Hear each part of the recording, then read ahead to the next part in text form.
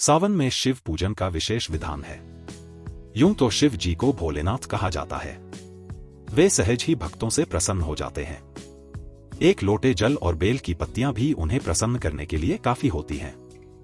लेकिन विशेष विधि विधान से शिव की पूजा से उनकी असीम कृपा प्राप्त की जा सकती है। शिव मंदिर में प्रवेश से लेकर आरती, अभिषेक और प्रसाद चढ़ाने तक के पीछे एक धार्मिक महत्व होता है। वहीं शिव मंदिर में 3 बार ताली बजाने की भी परंपरा निभाई जाती है। लेकिन क्या आपने कभी सोचा है कि आखिर ऐसा क्यों? चलिए जानते हैं। शिव पूजन के बाद क्यों बजाते हैं ताली? भोलेनाथ की पूजा में बेलपत्र और भांग धतूरा का महत्व होता है। भक्त पूजा के बाद 3 बार ताली बजाते हैं। पहली ताली, भगवान शिव के सामने भक्त पहली ताली बजाने का अर्थ है अपनी उपस्थिति दर्ज कराना है। यह संकेत देना है कि हे प्रभु, मैं आपके समक्ष उपस्थित हूं।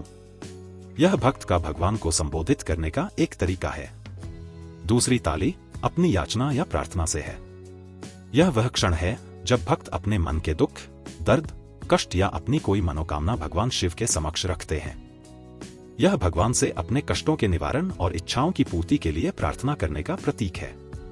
तीसरी ताली का अर्थ है पूरी तरह से भगवान की शरण में जाना, उनका आशीर्वाद प्राप्त करना।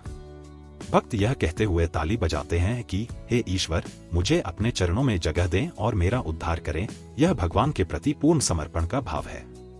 प्रभु राम और लंकाराज रावण ने बजाई थी ताली। धार्मिक मान्यता के अनुसार लंकाधिपति रावण ने भोलेनाथ की पूजा के बाद 3 बार ताली बजाई थी, जिसके कारण उसे लंका का राजपाट प्राप्त हुआ था। भगवान राम को जब लंका जाने के लिए समुद्र पर सेतु निर्माण करना था, तब उन्होंने शिव पूजन के बाद 3 बार ताली बजाई थी। उनका काम सफलतापूर्वक संपन्न हुआ था। तब से 3 ताली बजाने की परंपरा चलने लगी। तो अगर आप भी भोलेनाथ के भक्त हैं और उनकी पूरी विधि विधान से पूजा करते हैं, तो अपनी पूजा में इस विधि को शामिल कर लें। कहते हैं कि ऐसा करने से भगवान की असीम कृपा प्राप्त होती है।